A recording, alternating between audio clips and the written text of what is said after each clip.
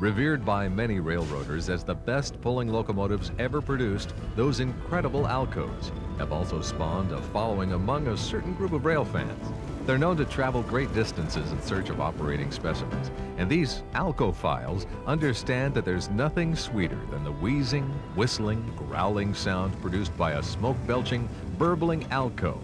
Over the years, we've collected shots of these diesels with the intent of documenting at least one example of every model that's still operating in North America. Our collection has grown to become a 3-volume set categorized by early, mid, and late model production, assembled during Alco's 37 years as a diesel builder. In addition, we've also included units produced in Canada by Montreal Locomotive Works and later by Bombardier. A great variety of diesels were built by Alco over the years, and many of the models were produced in very small numbers. Incredibly, many of the rare diesels are still operating more than 30 years after production at Schenectady ended. It's amazing how many Alcos are still earning their keep for short lines and industrial operations.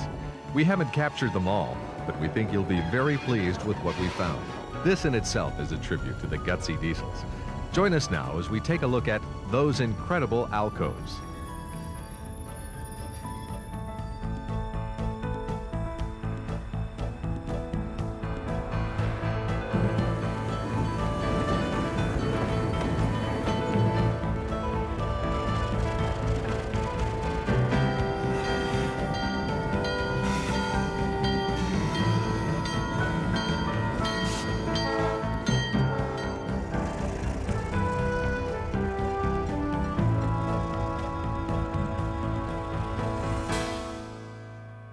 From the outset of in-house diesel production in 1931 until the introduction of the Model 538 prime mover in 1938, Alco produced a total of 91 diesel-electric locomotives. The first 10 were built with the Model 330 prime mover rated at 300 horsepower. None of these are known to exist. In 1935, a new engine was introduced, the Model 531. A total of 63 locomotives were built with the 600 horsepower rated engine. The only known survivor is Santa Fe 2301. The old diesel is owned by the Temple Railroad and Pioneer Museum in Temple, Texas. 18 diesels came with the turbocharged Model 531T that was rated at 900 horsepower. The Heart of Dixie Railroad Museum near Birmingham, Alabama, has the only survivor of this model in their collection. While neither one of these two units currently works, examples of the next class to exit the Alco factory can amazingly still be found in operation. The locomotive seen here was built with the Model 538 diesel prime mover rated at 660 horsepower. The old diesel is the former Milwaukee Road 981 and was built sometime in 1939. Alco had no model or specification numbers for these units, but rail fans have taken to calling the diesels HH660s. 59 of the six-cylinder 660 horsepower models were constructed during a production run that lasted from August 1938 until April 1940. A turbocharged Model 538T engine was also available, which produced 1,000 horsepower. 37 of these locomotives were built during this time, and they have come to be known as HH1000s. Listen now as this operating antique comes to life.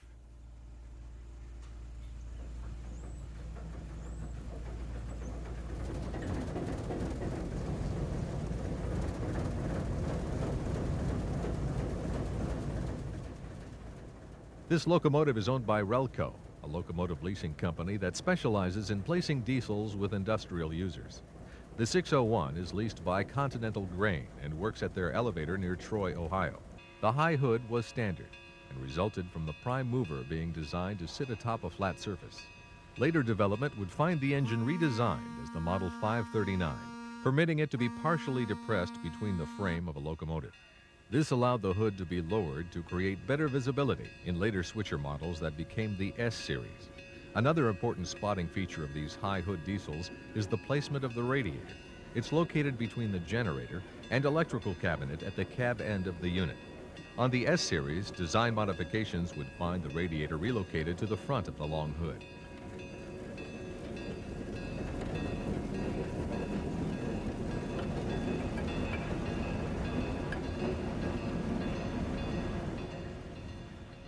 The machine was nearly 60 years old when we captured it on video. The workers at the elevator appreciate the historic value of the old diesel and keep it maintained in good operating condition. Let's watch now as the crew goes about their work, switching cars with one of the oldest operating diesels in North America. Notice that the cab on this unit looks nearly identical to the later S-Series diesels.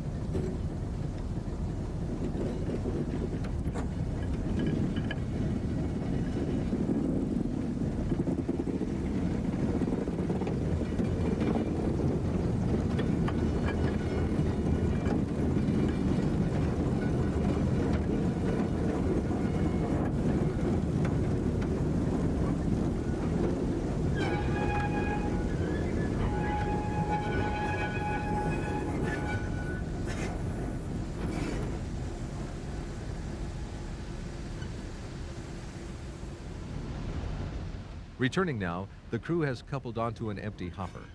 The car will be spotted on the outside track where a CSX crew will pick it up later in the day.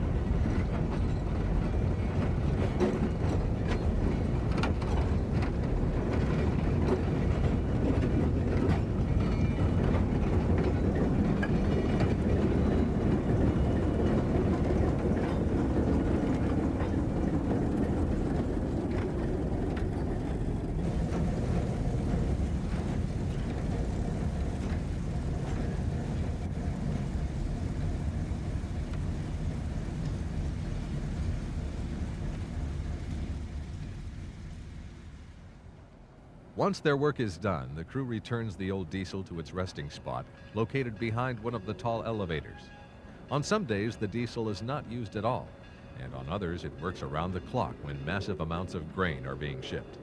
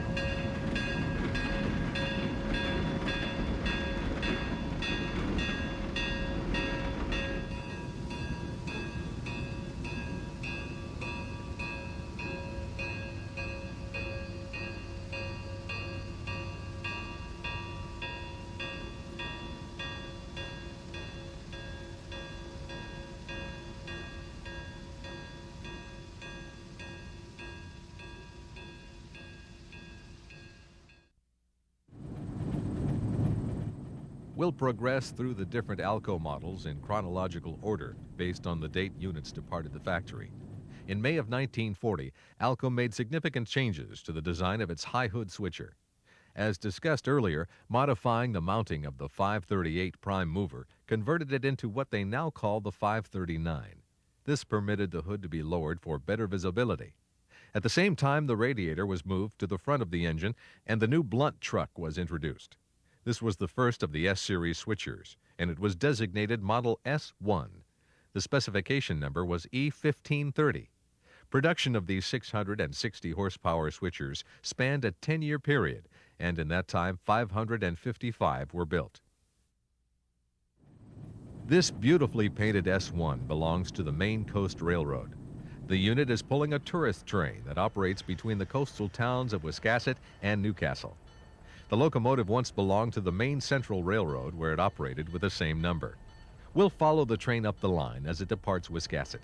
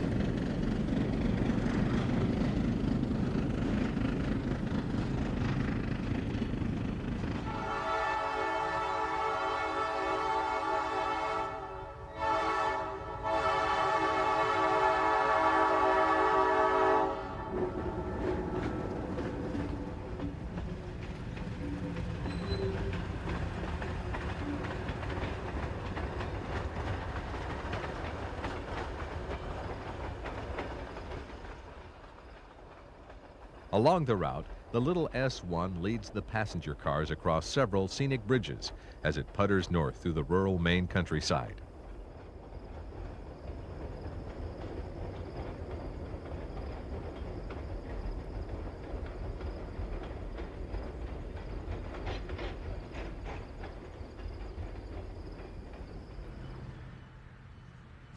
Upon arrival at Newcastle, the engine runs around the cars since there's nowhere to turn the train or locomotive. The S1 will therefore operate in reverse on the return trip.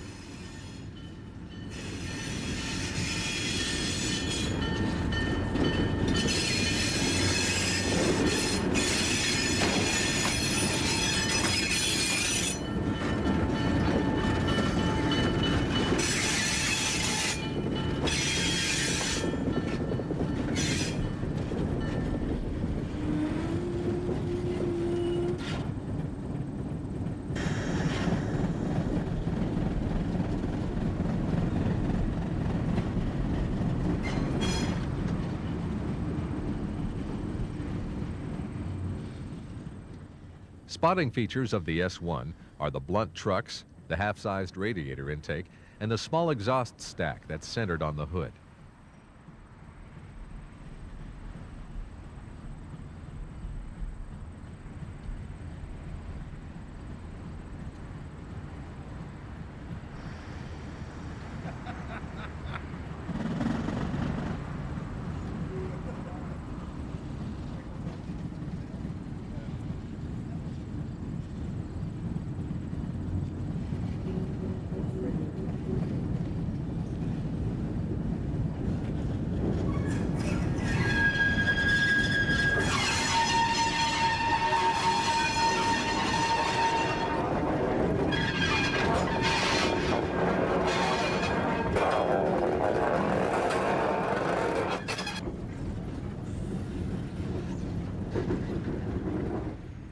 Snow plows on both ends of the diesel look like they mean serious business. It's not common to see plows on the switchers.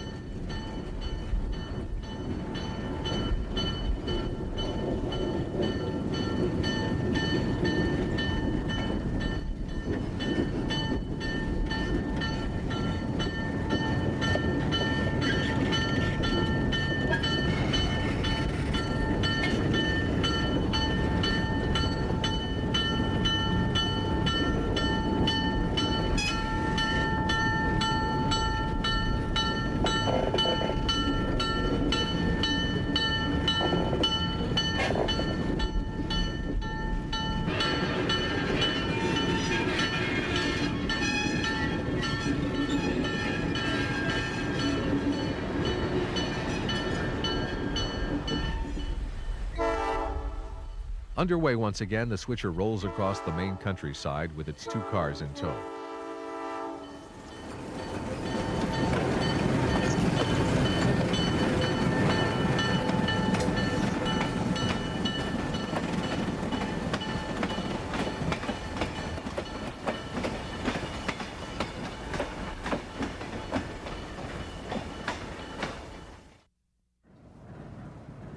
Another operation that's been using Alco S1s for many years is the Bath and Hammondsport in upstate New York. The number 4 is a very late model S1 that was built sometime in 1950. Production of this model ceased in June of 1950 when the company brought out the S3. We take the opportunity to view the cab before the train departs for the return trip to Bath. Compared with today's locomotive cabs, the old Alcos were of a somewhat Spartan design. A flagman stops traffic on the unprotected crossing as the train gets underway. The 2 passenger cars are not much of a load for the switcher, and it gets the train moving with ease.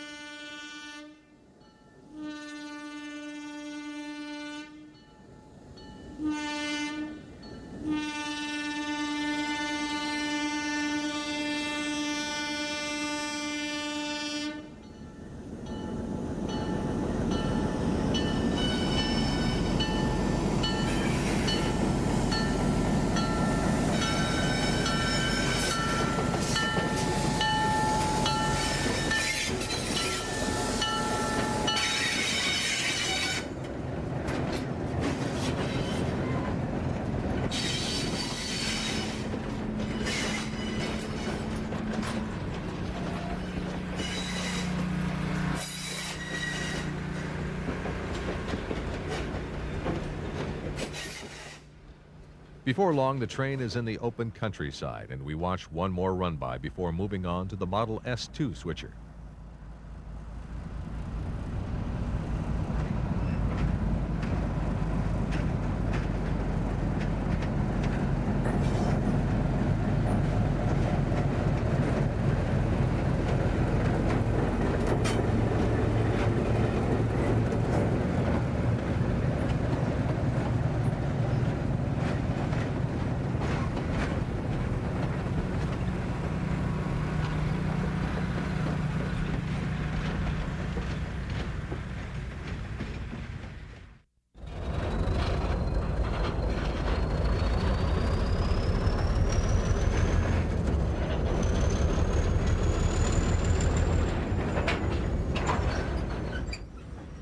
In September 1940, Alco released the first S2 switch engine, specification number E1540.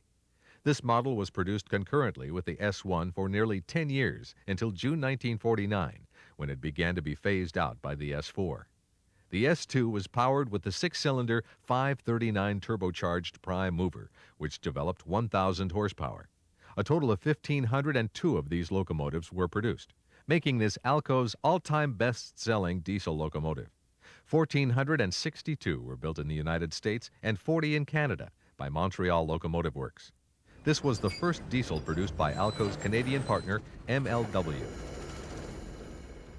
Spotting features on the S2 include the blunt trucks, full-sized radiator intakes, and the offset larger exhaust stack. The stack is clearly visible on this Tioga Central locomotive as it pulls an excursion train in northern Pennsylvania.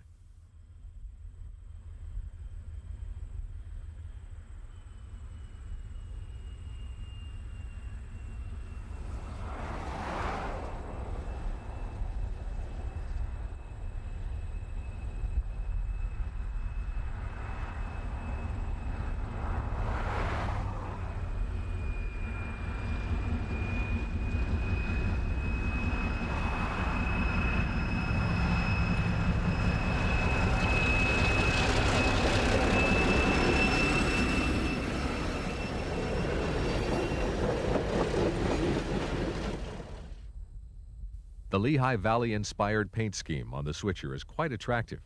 The diesel pulls the train with ease on the southbound return trip.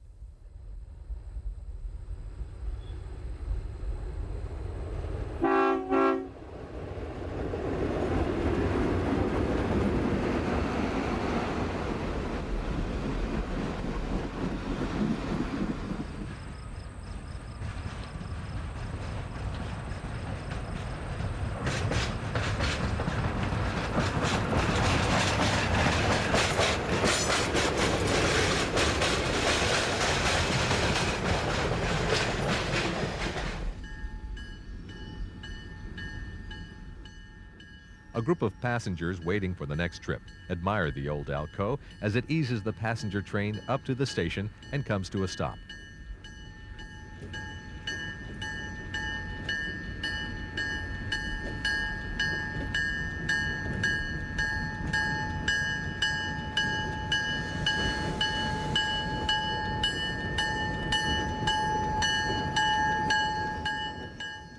Not all old Alcos pull tourist trains.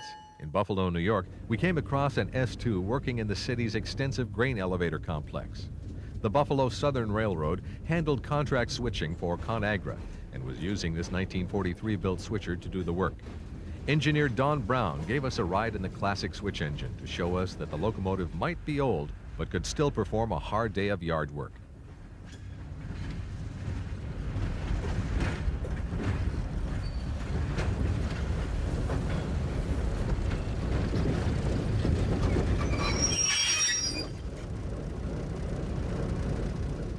The crew will be switching some of the empty covered hoppers to make up an outbound cut of cars.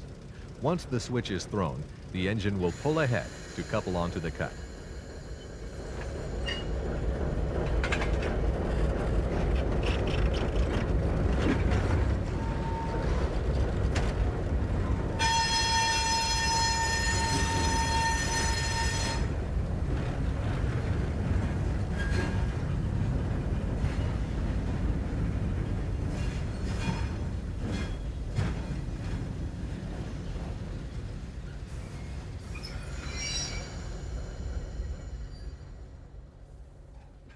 Listen now as the engine is throttled up and that wonderful Alco sound fills the air.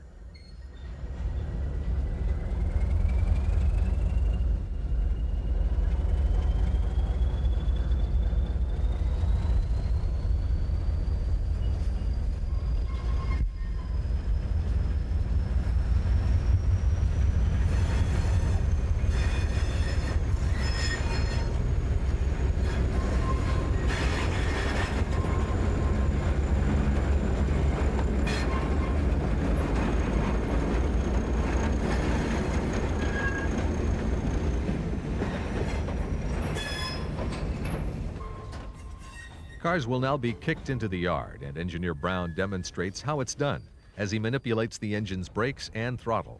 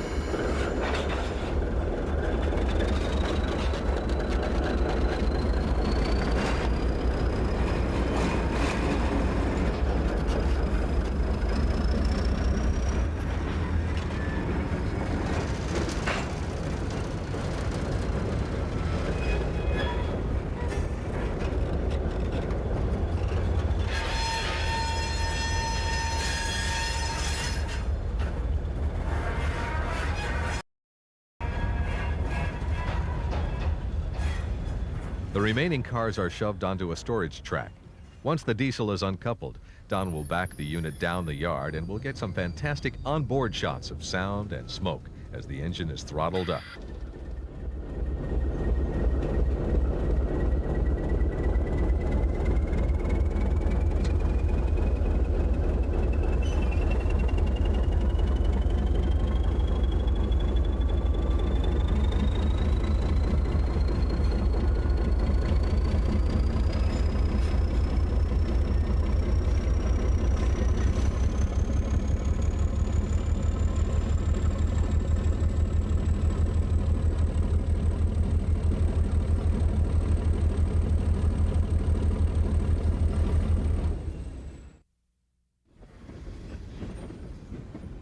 In March 1941, Alco brought out the first model RS-1, specification number E1640.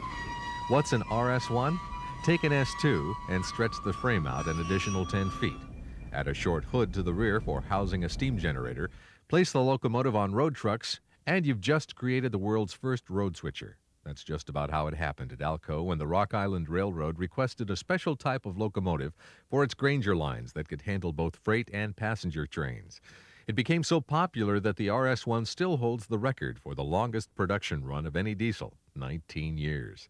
However, only 469 of the 1,000 horsepower units were built, a small number compared to the electromotive GP7, which sold over 2,700 units in just 4.5 years. The Livonia, Avon, and Lakeville No. 20 was built after World War II in 1949. The first 13 RS-1s built before the war were confiscated by the government, converted to what's become known as RSD-1s, and shipped overseas to the Trans-Iranian Railway. We'll discuss these units later in the show. It's just after sunrise, and the crew at Livonia is ready to go to work. The RS-1 will be used today, and the unit is rolled from the engine house.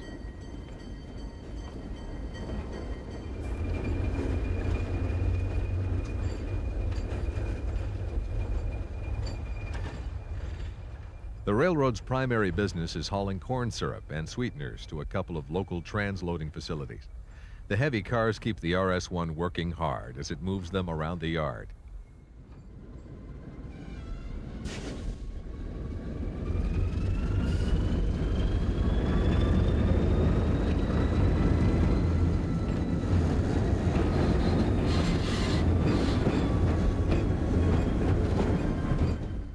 The unmistakable whistle and putter of the turbocharged 539 diesel engine is sweet music to the ears of Alco files.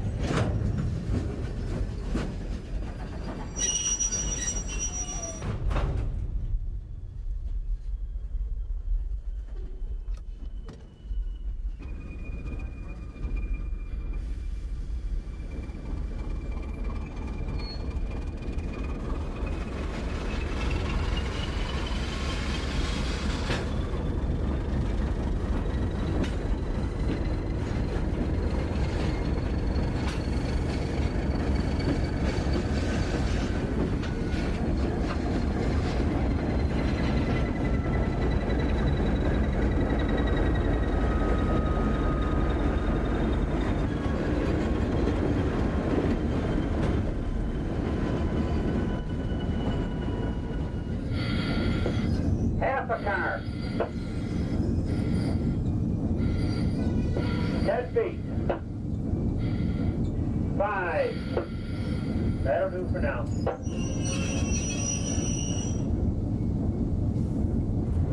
Black.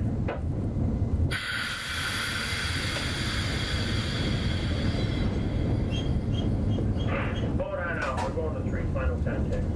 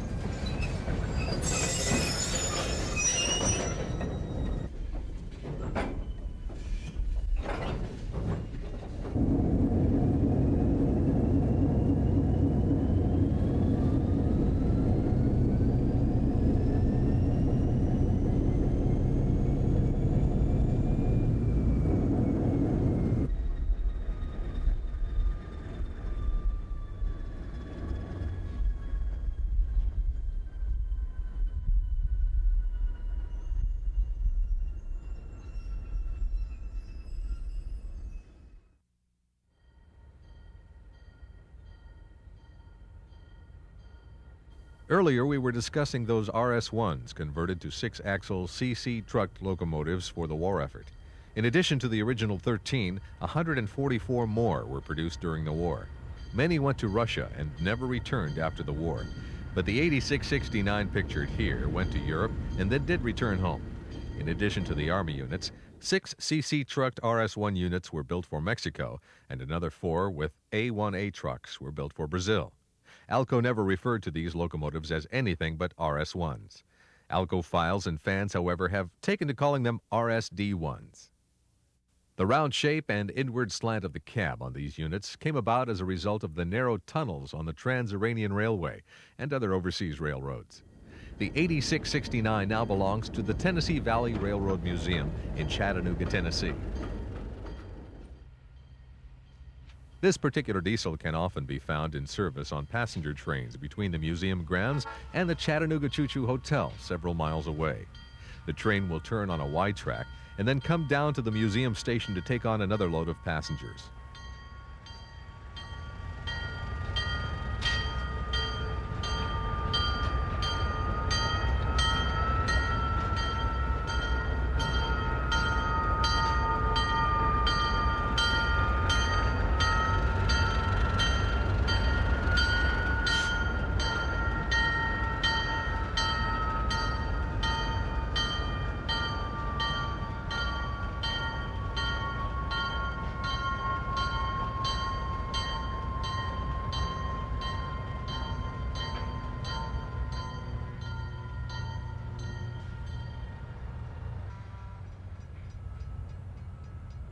Once the locomotive clears the spring switch, it comes forward down the west leg of the Y.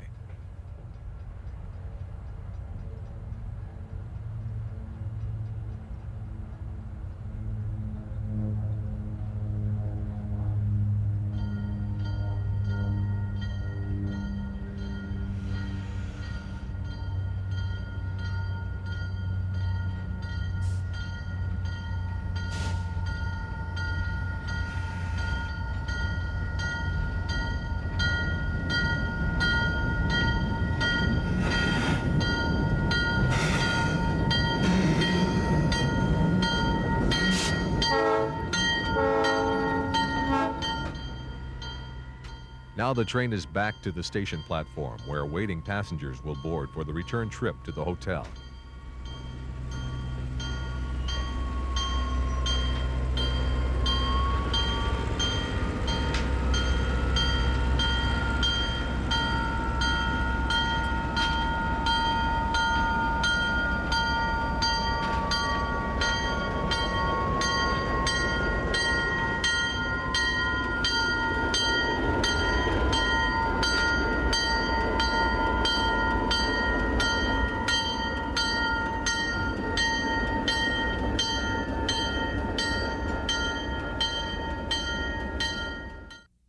The builder's plate clearly shows the Alco specification number, but nowhere will you find the model number or any reference to it being an RSD-1.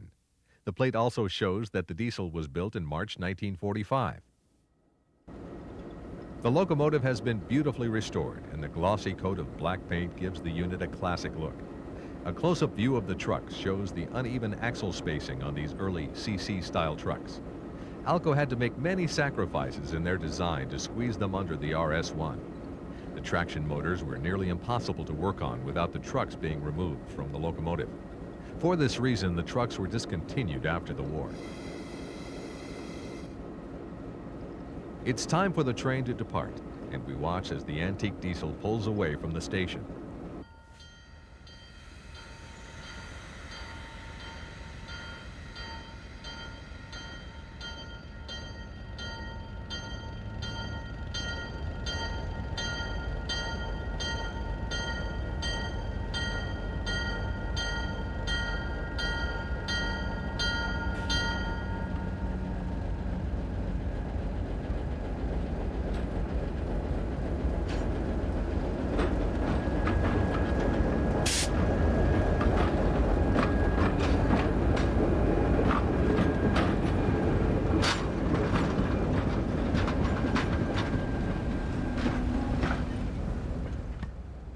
Later, near the hotel, we watch as the unit pushes the train onto the grounds at the Chattanooga Choo-Choo Complex.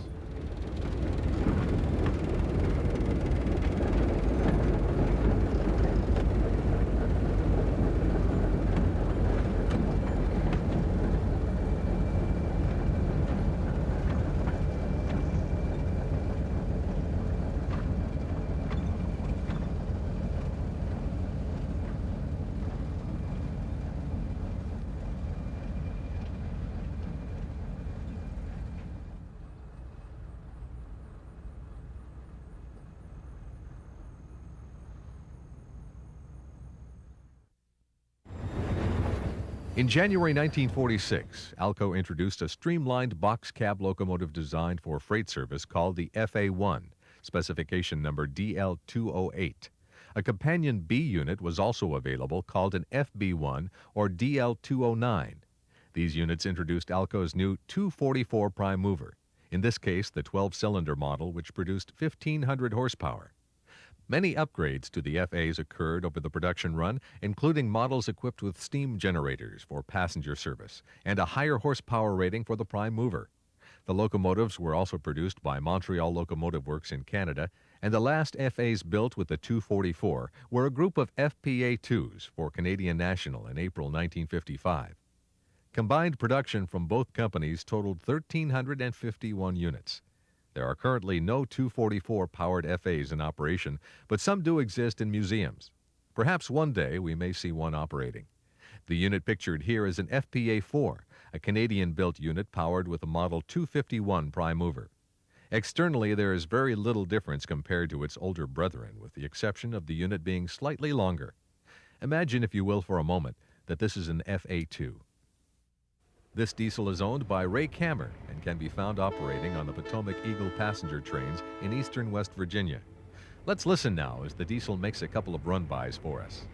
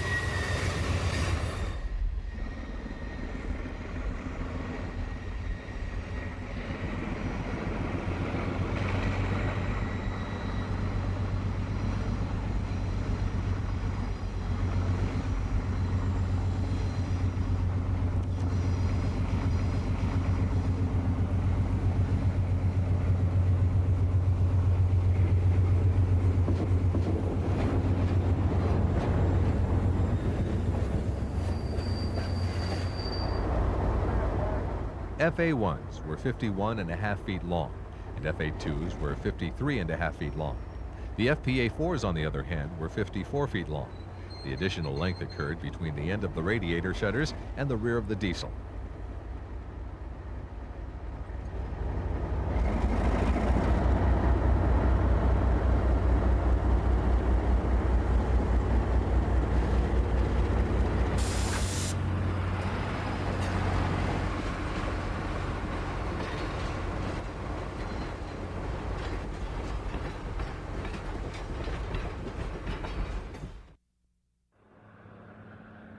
In May 1946, Alco introduced what many people claim to be the most beautiful diesel ever built, the glamorous PA. The units were powered with the 16-cylinder version of the 244 prime mover, which produced 2,000 horsepower. Specification number on the PA-1 was DL-304. As with the FA models, cabless B units were also built, called PB-1s, DL-305s. Later upgrades saw the model change to PA-2s, PB-2s, and the horsepower increased to 2,250. According to Alco factory records, no PA-3s were ever built. The unit pictured here was originally built for the Santa Fe, rebuilt for the Delaware and Hudson by Morrison Knudsen, and eventually was sold to Mexico along with 3 others, the last 4 PAs in North America.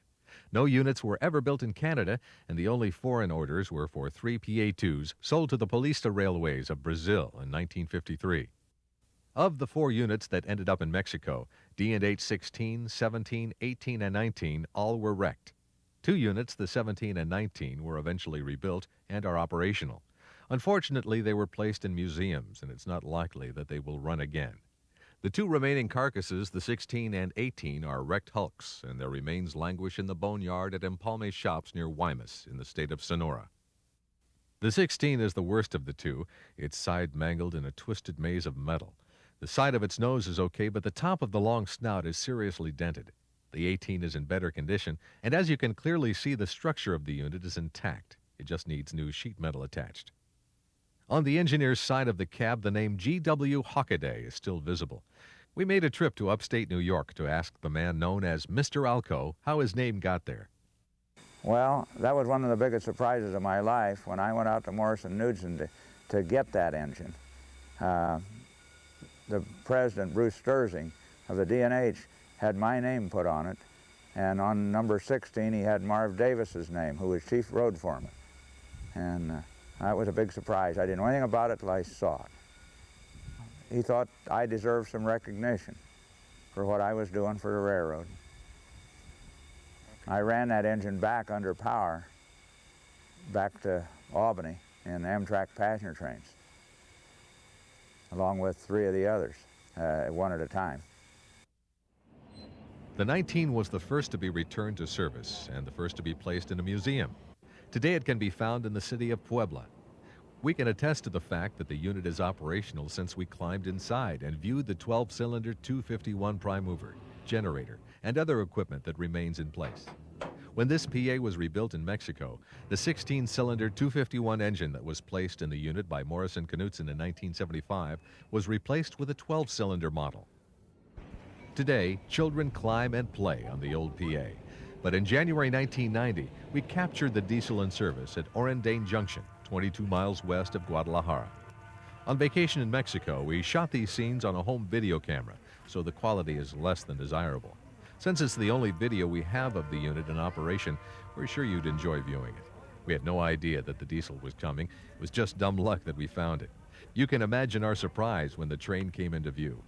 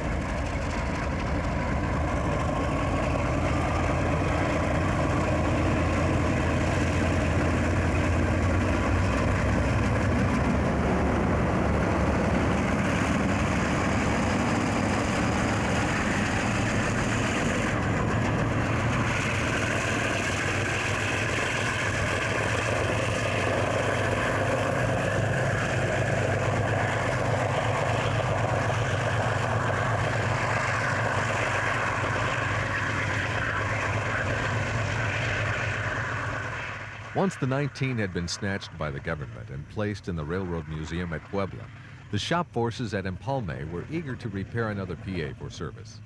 The PAs were loved by all of the railroaders, and they were offended when the first unit was taken away. Many of the workers volunteered time to get the 17 back on the road. Many of you may have viewed these scenes in our video titled Mexico's Pacifico Railroad.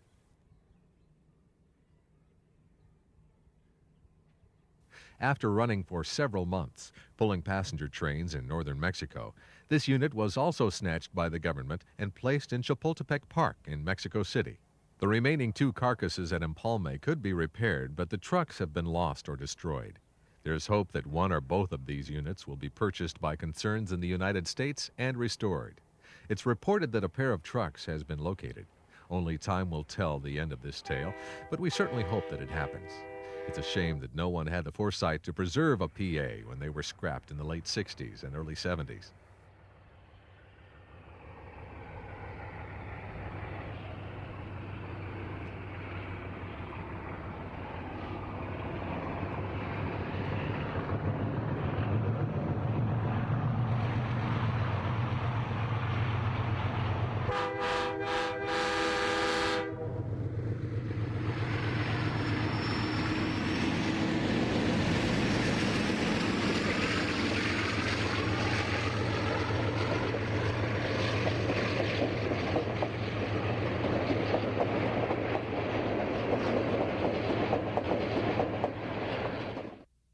At another village 20 miles further south, we again watch as the diesel departs from a station stop.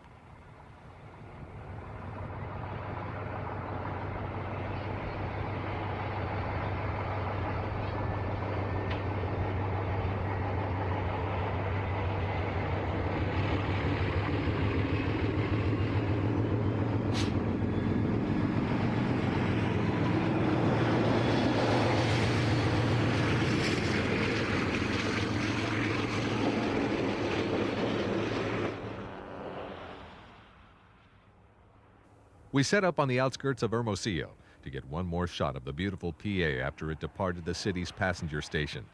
From this point, the train would disappear into the desert, where no roads followed the tracks for many, many miles. This would be the last time we ever saw an operating PA.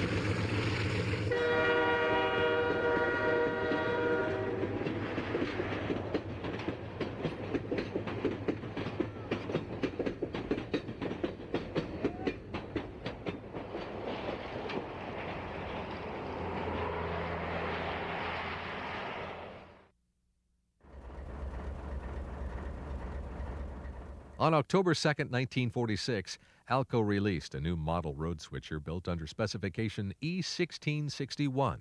Powered by a 12-cylinder 244 prime mover, this 1,500 horsepower diesel would later become known as the Model RSC-2. Production lasted until April 1950, and a total of 87 units were produced in that time. None were built in Canada, but 12 were purchased by the Portuguese railway system in 1948, and one was built for the Algerian railways. The last order of RSC-2s was built for the Seaboard Airline in April 1950, and these 5 units were increased in power to 1,600 horsepower. The 6-axle A1A trucks spread the locomotive's weight for duty on light rail. The A1A designation means that the center axle was not powered. The Milwaukee Road took delivery of the first RSC-2s, and this particular unit, the 988, was built in February 1947. The diesel is operated by the Mid-Continent Railway Museum at North Freedom, Wisconsin, where it can often be found pulling passenger trains. We set up just off the museum grounds to catch the unit pulling upgrade on its westbound journey.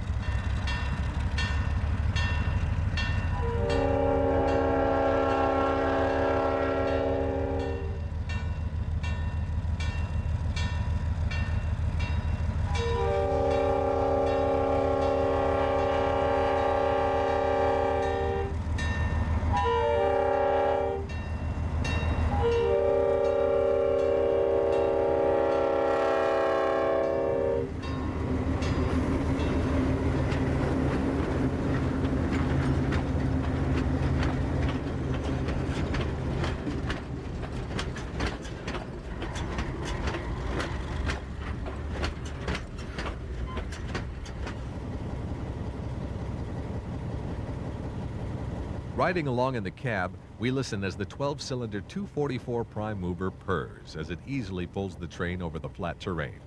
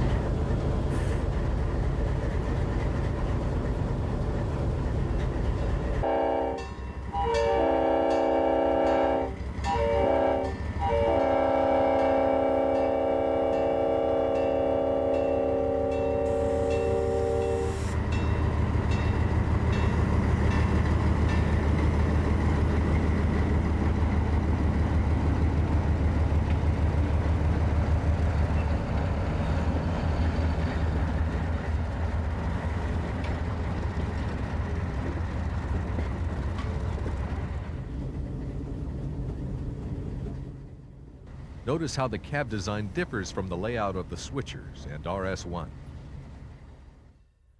The diesel has run around its train and is now headed back to the museum.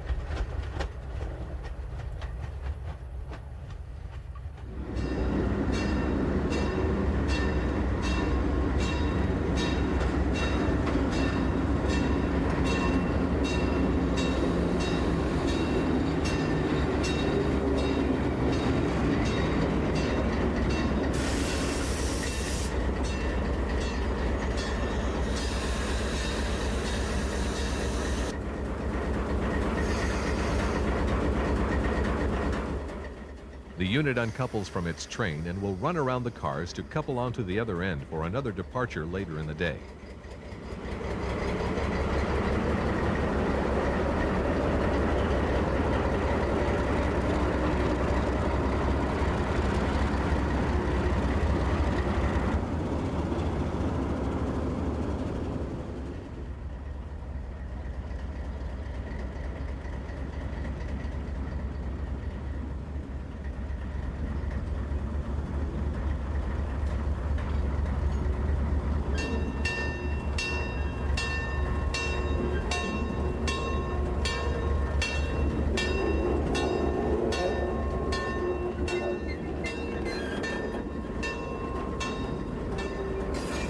The Mid-Continent Railway Museum is a great place to visit.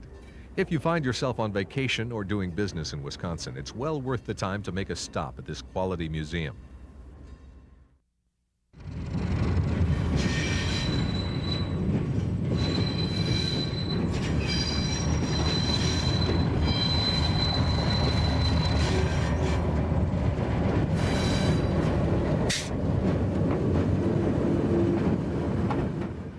Less than a month after Alco released the first RSC-2, they brought out the 4-axle version of the 1,500 horsepower road switcher, which they called the RS-2.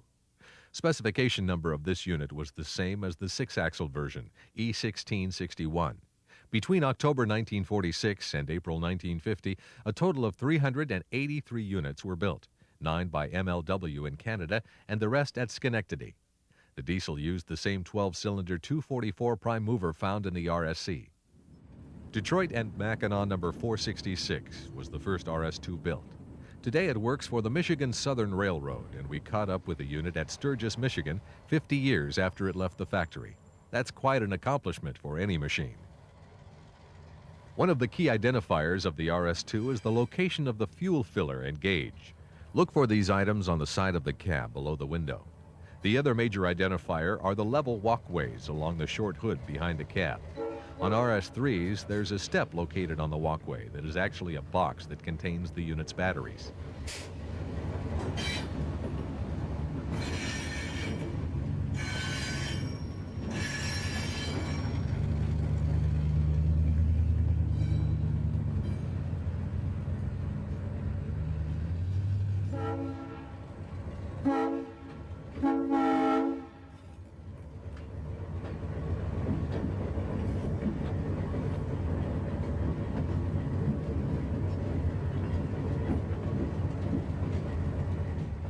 The train is headed to a scrap metal dealer located south of town, and we followed the old diesel on its switching rounds.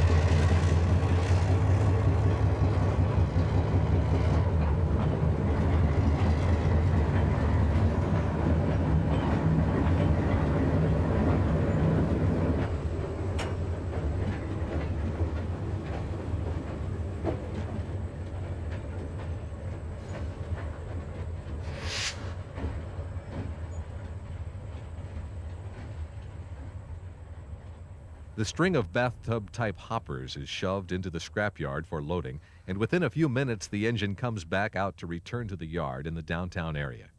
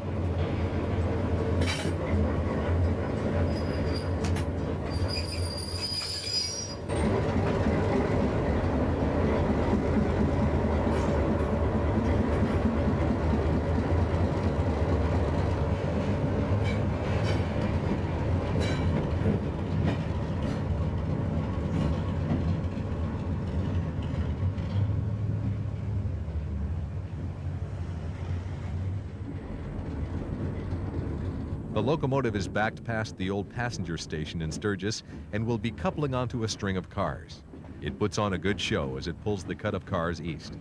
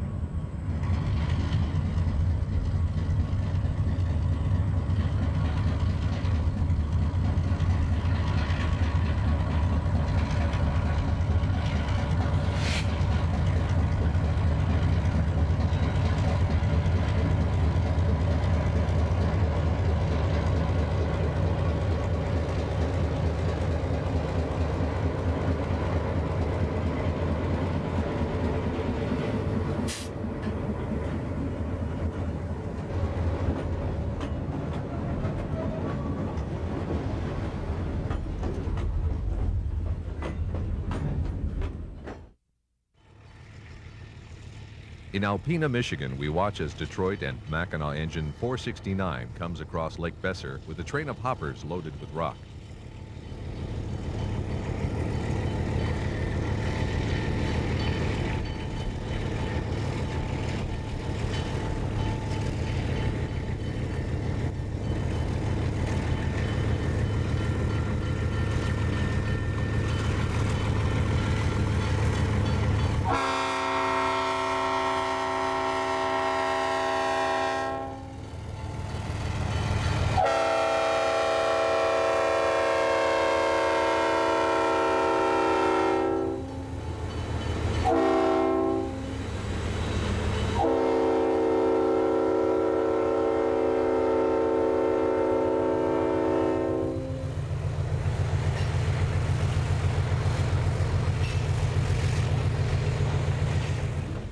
After turning on a Y, the train is backed to its destination, a large cement plant. This engine was rebuilt at some point, and instead of having the fuel filler and gauge located on the side of the cab, it's found under the frame between the trucks, as is general practice on most diesels. Also notice that the unit has the battery boxes located along the walkway between the cab and the end of the short hood. We checked with people at the railroad, and they claim that the unit is an RS-2.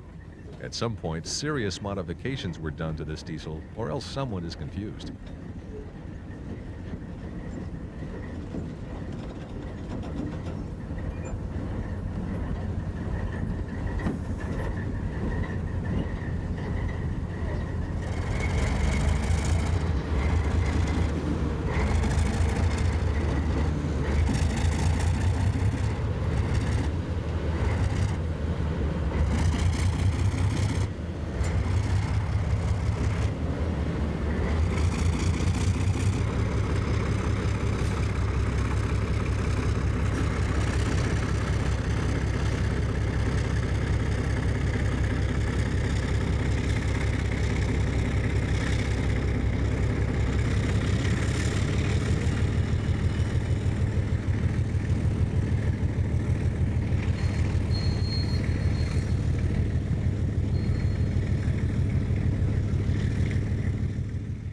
The crew shoves the cut of cars toward the unloading facility. The cars carry loads of limestone, the principal raw material for the plant.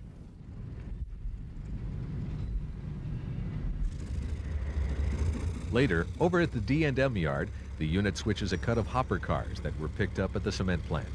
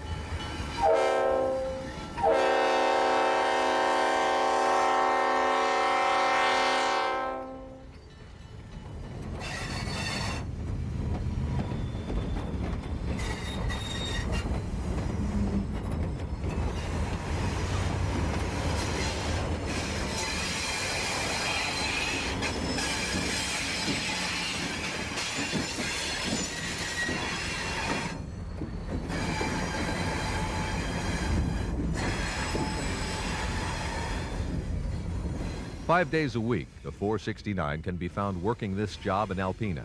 After all, it's the only reason the old locomotive is still toiling away after all of these years.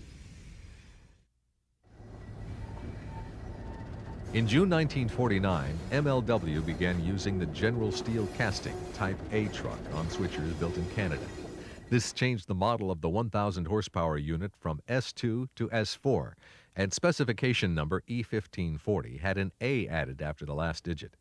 A year later, in August 1950, Schenectady made the change to the new GSC truck as required by a standard set by the American Association of Railroads. Alco referred to the truck as the AAR type. This was basically the only change between the two switcher models. Production lasted until August 1961 at Alco, but concluded in February 1957 in Canada. A combined total of 797 S4s were built. The end of this production run in 1961 concluded the era for the 539 prime mover being installed in locomotives. The engine, however, was still built for stationary and marine applications. There are still plenty of S4s in operation, and this one works for the Connecticut Central Railroad. The crew is busy switching and comes past the company office with a couple of boxcars.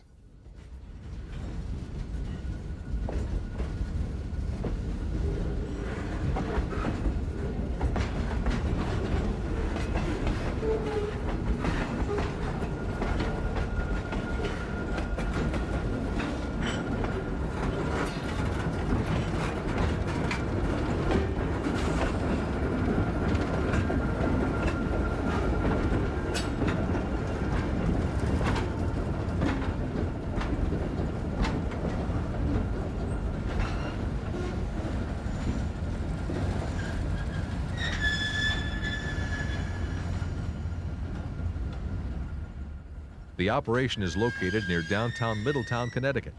Once the switch is thrown, the engine will pull past our position on a Y-track.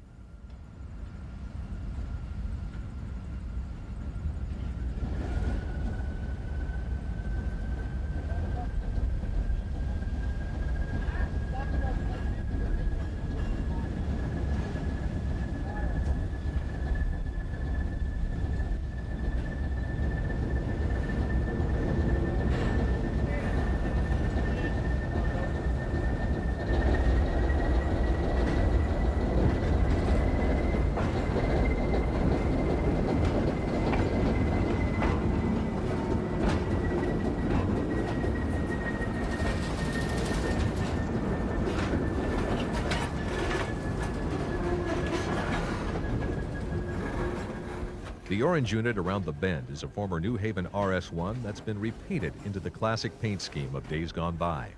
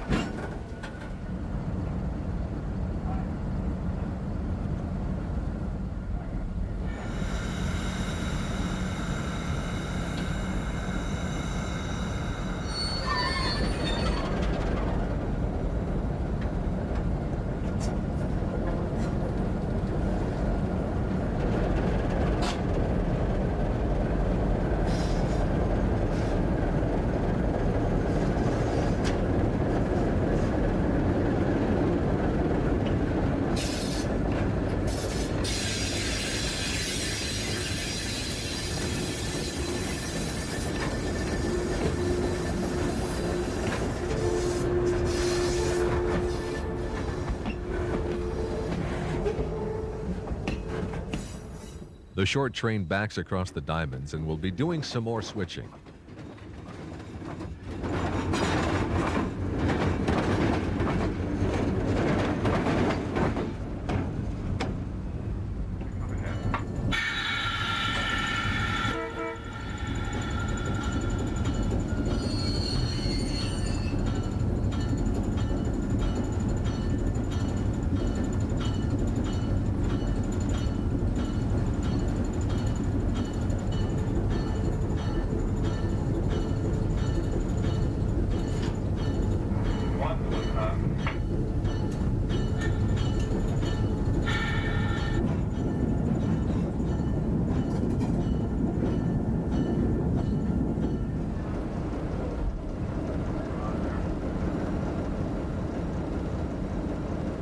Once they are finished, the crew gets paperwork for the run down to New Haven, where the cars will be interchanged with Conrail.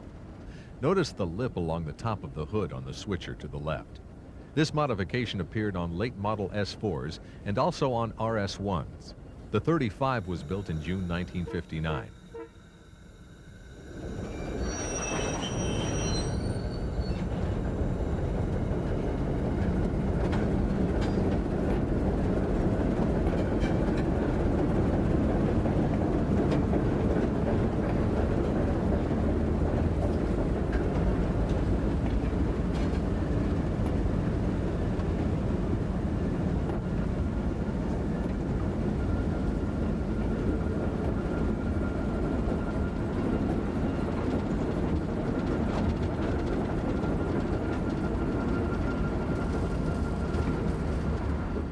Both the 35 and the 36 are former Genesee and Wyoming diesels.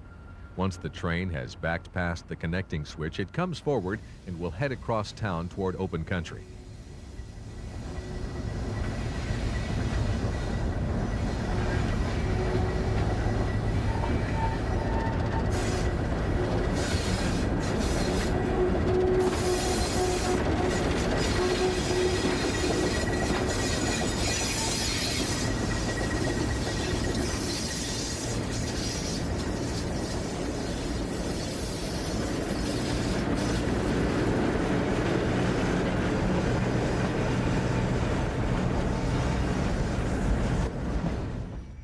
We finally get some good throttle action as the two diesels scoot out of town with 3 boxcars in tow.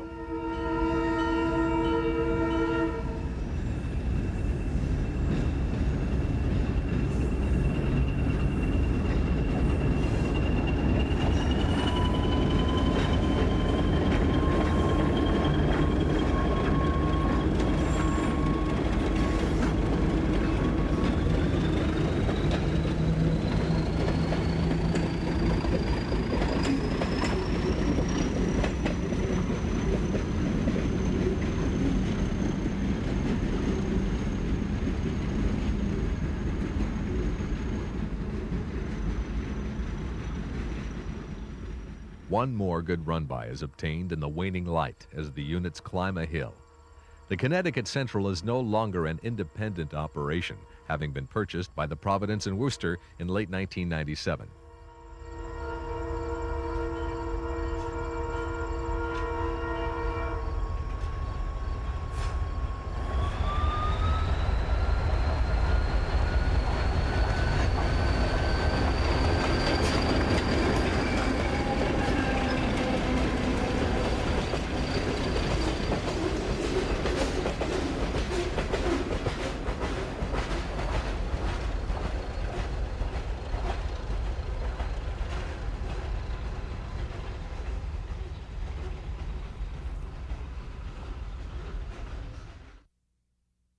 Four switcher models were built by Montreal Locomotive Works for Canadian railroads that were never produced by Alco. These models, dates produced, and other information are shown on the graphic. Models S7 and S10 were nearly identical to regular Alco switchers, but had their number boards and sand filler doors moved to the nose of the hood. Model S11 and S12 switchers had their radiator intake moved from the side to the front of the long hood, as was being done on Alco S5 and S6 switchers being produced in the United States. The 251-powered S6 will be covered in Volume 2. The last RS-3 ever built is still alive and well in Pine Bluff, Arkansas. In May 1950, Alco replaced the RS-2 with this updated model, specification number E1662. The production run lasted until August 1956.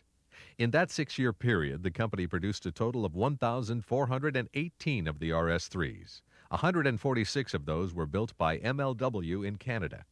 The combined total makes the RS-3 Alco's best-selling road switcher and comes in second only to the S2 switcher as the company's all-time best-selling diesel locomotive. The RS-3 continued to be powered with the 12-cylinder 244 prime mover and was rated at 1,600 horsepower. The major spotting difference from the RS-2 is the lack of fuel filler and gauge on the side of the cab and the addition of battery boxes on the walkway behind the cab. This beautiful RS3 runs on the PJS, the Paperton Junction Southern at Pine Bluff, Arkansas. You say that you've never heard of this railroad? Well, the owner, president, and CEO is Peter J. Smykla, initials PJS. Get it? He explains what's going on here. This is my model railroad. I work in 12 inches to the foot. I've got the last Alco RS3, number 303 here behind us, and I've got an RSC2, number 5, which came from the Brilliant and Forest Junction, formerly from the Milwaukee Road.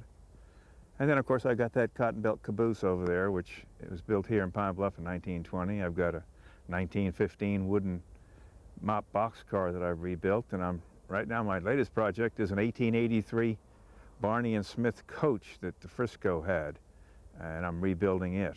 Since he owns 2 of them, we assume that Peter really likes Alco diesels. He tells us why.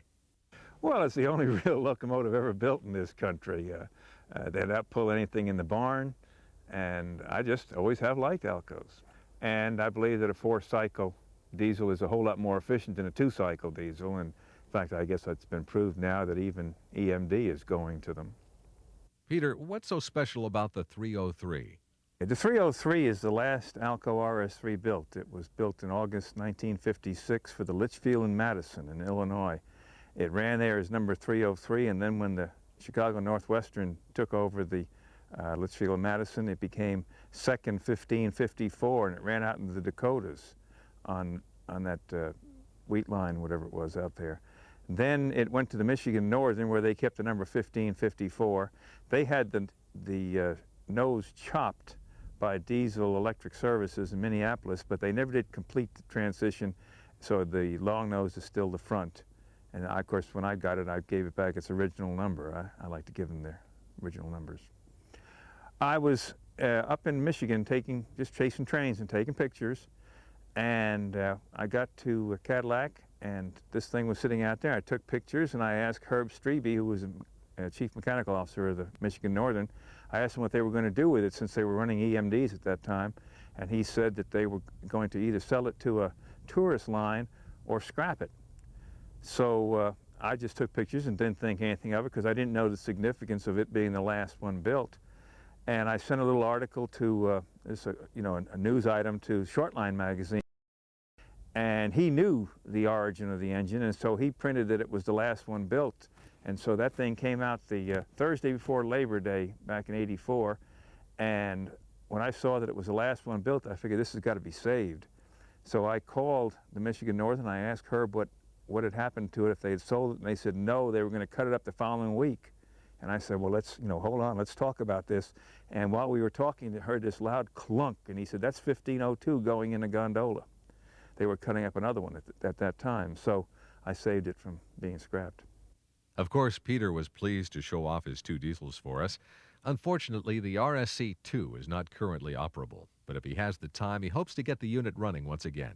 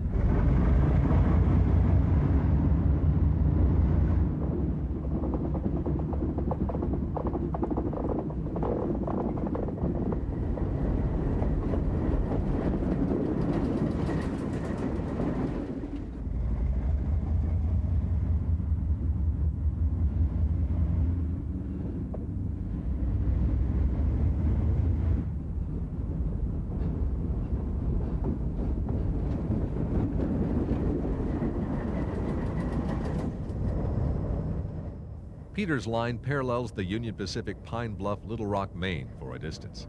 We wonder what those crews must think about a guy who models in 12 inches to the foot. After performing several run-bys for us, it's time to head back to the barn. This is everything a rail fan could dream of, and Peter looks like a very contented man. There's one major problem, however. With a model railroad layout this large, it's not easily moved, and no, it does not come apart in sections.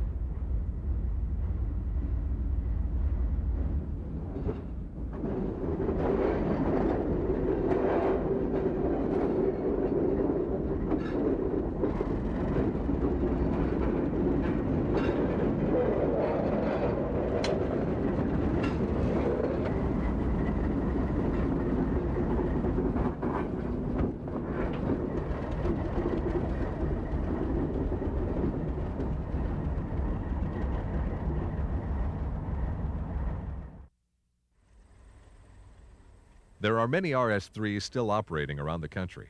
One of the more colorful ones belongs to the Batten Kill Railroad in upstate New York. The 605 once belonged to the Vermont Railroad, so it hasn't strayed too far from its old line.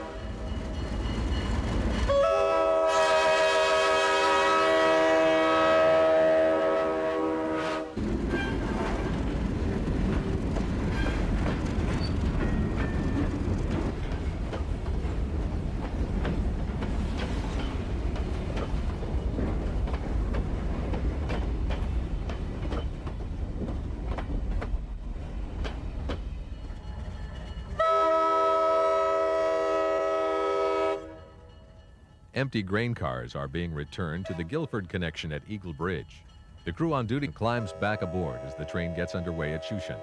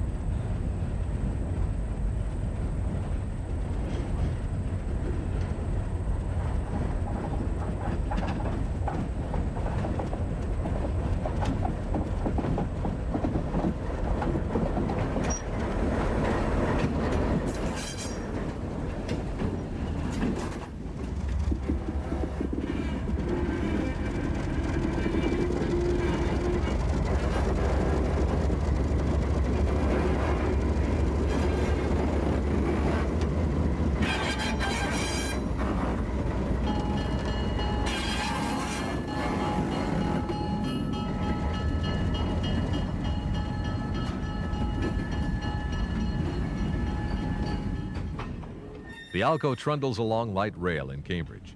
This part of New York is a very scenic area, and the train soon comes to the high bridge over Owl Kill. A kill is a Dutch word for a creek and is commonly used around this area. The railroad's name comes from a stream that flows along a portion of the line.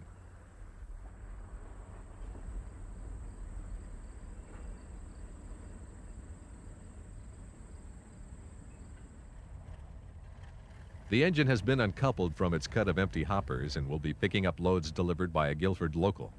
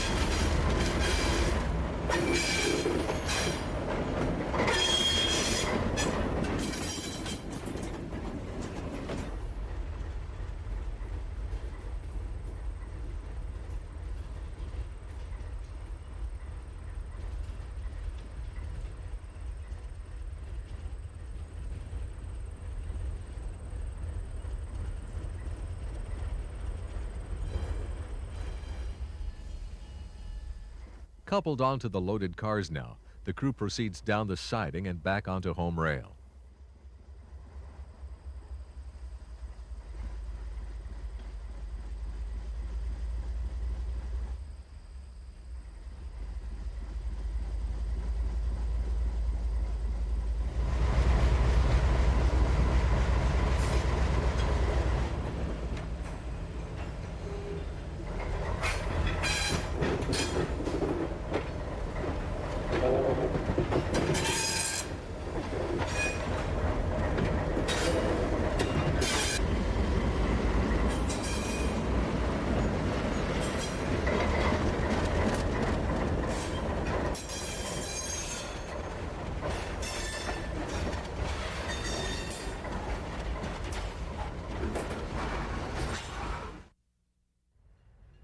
Several railroads repowered their RS-3s, and the Green Bay and Western had great success with their model called an RS-20. We came across the 305 when it was on lease to Badger Mining. The GB and W had rebuilt the unit, and 3 others with 12-cylinder 251 prime movers. The units produced 2,000 horsepower. Even though the Green Bay and Western is long gone, these units continue to work for different short lines around the country.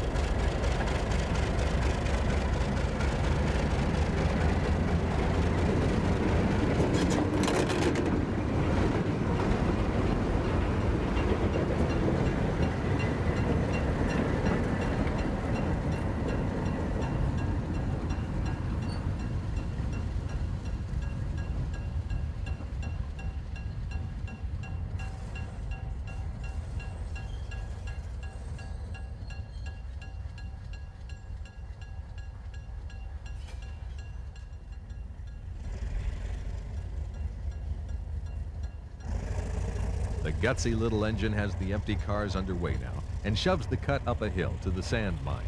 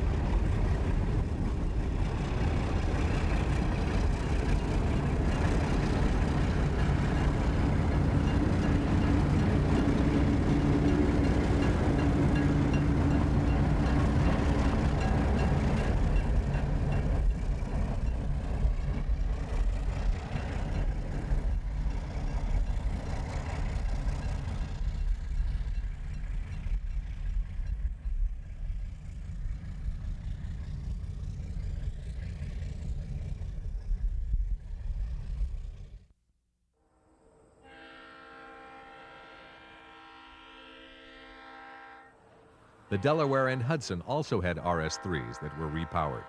This unit, in the D&H bicentennial paint scheme, was rebuilt by Morrison Knudsen with a 12-cylinder 251 engine. It was also rated at 2,000 horsepower.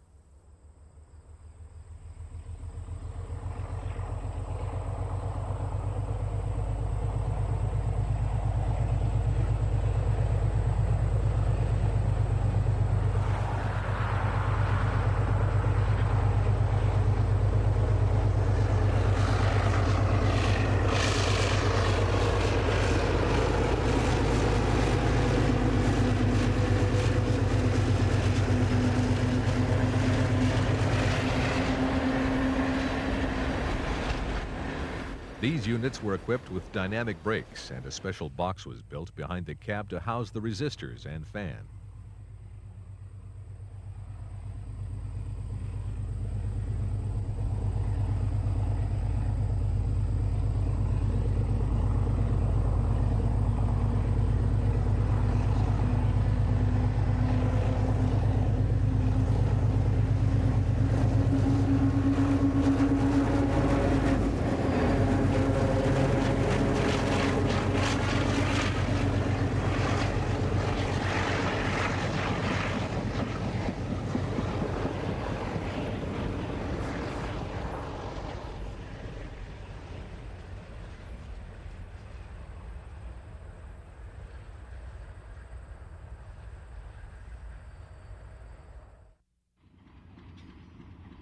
We'll conclude our coverage of the RS-3 with a non-rebuilt unit found working at Magma Copper in Arizona.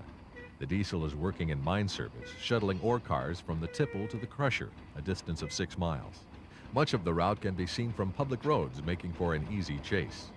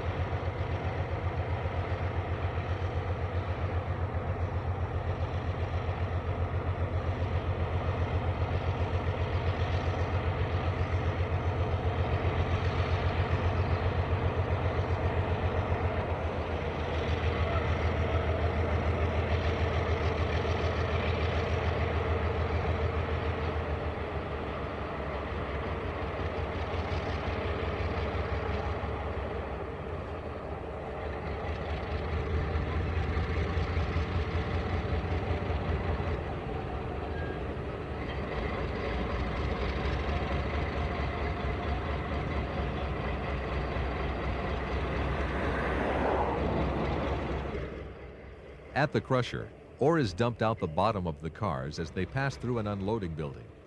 The diesel apparently has not been running properly and is being checked out by a mechanic.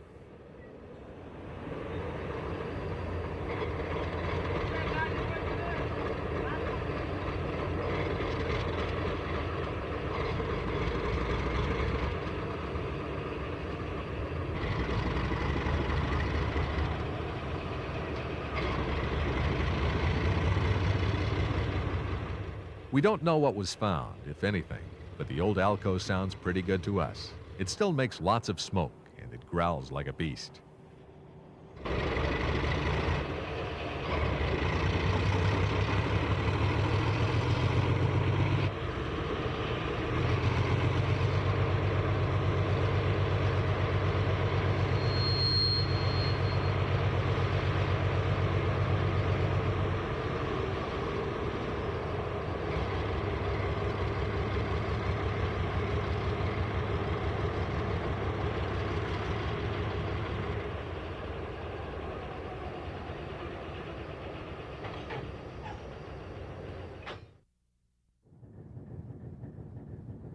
The first Model S3 switcher was built in June 1950, a year after the first S4 was built in Canada. Like the S4, this was accomplished by installing the GSC Type A truck on the 660 horsepower switcher instead of the blunt truck. The modification changed the specification number to include an A after the last digit. A total of 290 S3s were built, 127 by Schenectady and 163 in Canada. With the exception of Canadian-only models, this was the only time that MLW produced more models of an Alco locomotive than were built at Schenectady. MLW's production lasted 4 years longer than Alco and ended in September 1957. This former Boston and Maine S3 now works for the Winnipesaukee and Pemigewasset Valley Railroad in New Hampshire. It pulls mostly tourist trains, and we watch as it heads south with the first of several trains this day.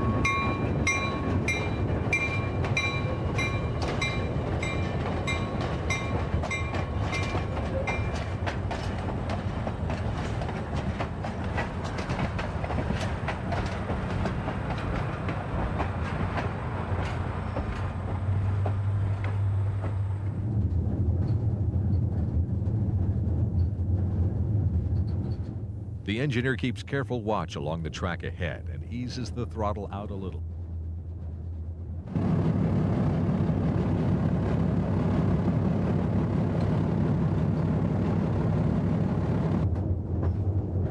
The non-turbocharged 539 sounds a lot different than the turbocharged S2 and 4 models. Soon the train is coming down grade and crosses over a country road.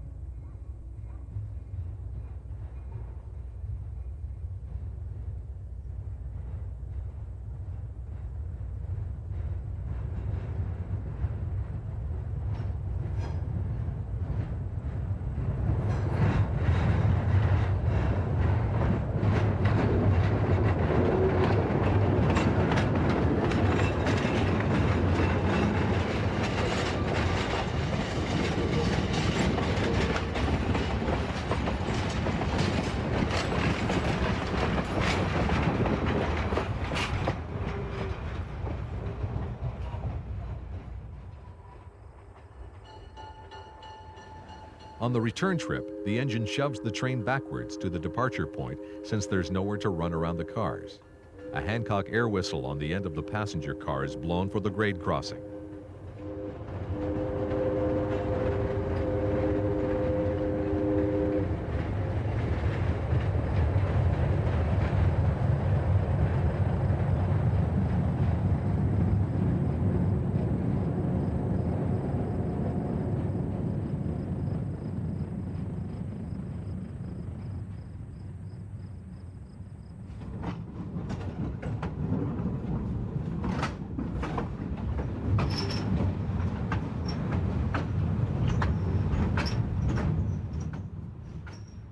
The train crosses over the Pemigewasset River and will soon be arriving back at Lincoln.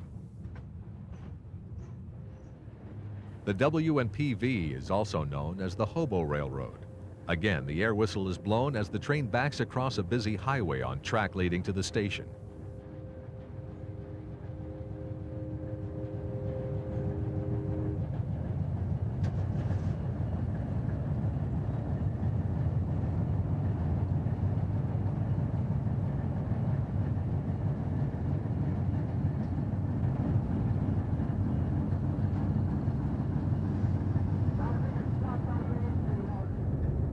After arriving at the station, the crew removes the RDC car from the consist. This gives us the opportunity to view the front of the little diesel as it comes back to couple onto the train.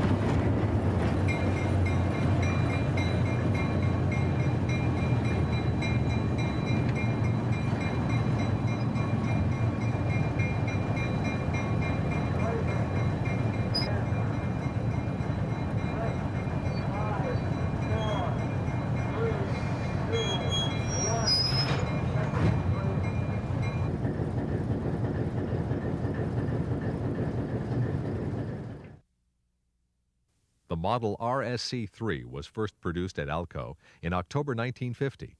A total of 106 of these 1,600 horsepower diesels were built, 71 at Schenectady and 28 at MLW. The specification number was E1662. These locomotives were basically an RS-3 placed on conventional drop-side equalized trucks with only 4 of the 6 axles powered. The same changes with fuel fillers and battery boxes that distinguished RS-2s from RS-3s also applied to these locomotives. The only surviving RSC-3 can be found at the West Coast Railway Heritage Park in Squamish, British Columbia. It's Pacific Great Eastern number 561. Production lasted until June 1955. RSD-4 production began in 1951 and lasted for just over a year. The 6-motored 6-axle locomotive was Alco's first use of General Steel Casting's tri-mount type truck. While none of the 36 units built exist today, the RSD-5 shown here is externally the same. Both models were powered with the 12-cylinder 244 prime mover rated at 1,600 horsepower. Production of the RSD-5, specification number E1664, began in March 1952 and lasted 4 years. The last order of 8 units was delivered to the Ferrocarril del Pacifico in March 1956. The number of RSD-5s built totals 204. No units were built in Canada. This unit is owned by Gary Balloon of BK Engineering and is a former Chicago Northwestern diesel. It was painted into the stunning Western Maryland Fireball scheme when being used on the Western Maryland Scenic Railroad. The ductwork between the radiator fan and the exhaust stack was a special order by CNW and not standard equipment on RSD-5s. The purpose of the ductwork is to supply the engine compartment with a positive pressure of warm air to help keep dirt out of the engine compartment and to help keep the electrical equipment dry. A similar but refined application of this idea was found on Alco's Century line of locomotives.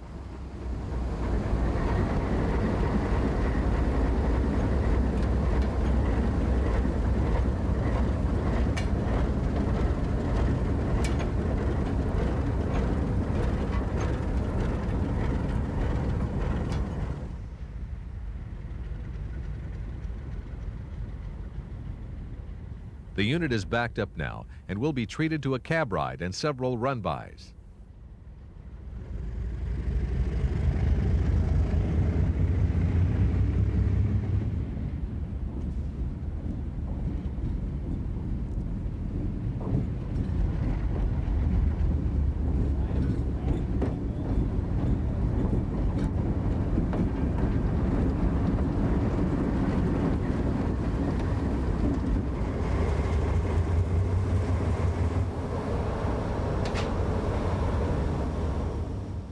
The owner of the big Alco, Gary Balloon, is forced to look around our camera as we get a good view of the control stand.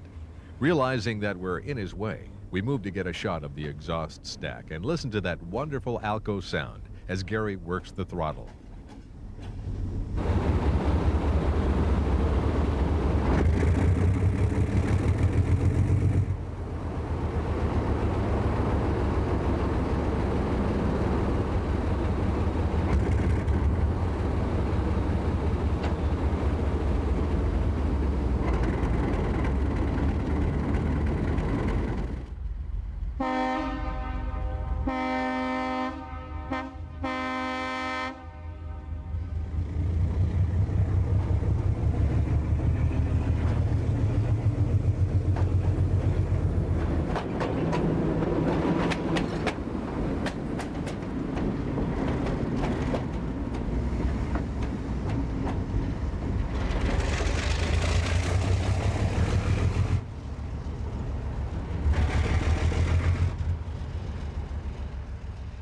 Gary reverses direction now to bring the diesel back through the old Western Maryland yard at Ridgely, West Virginia.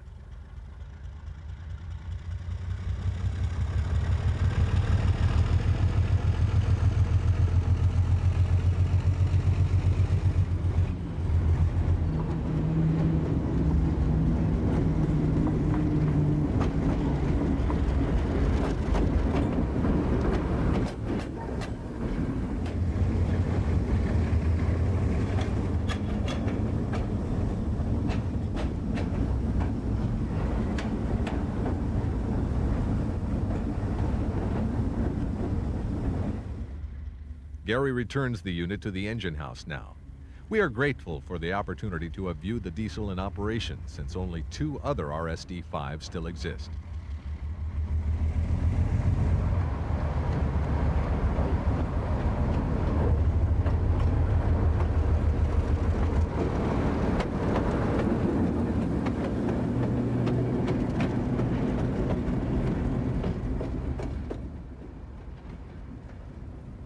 The last locomotive order to receive the 244 prime mover was a group of 4 oddball RS-24s built by MLW in April 1959.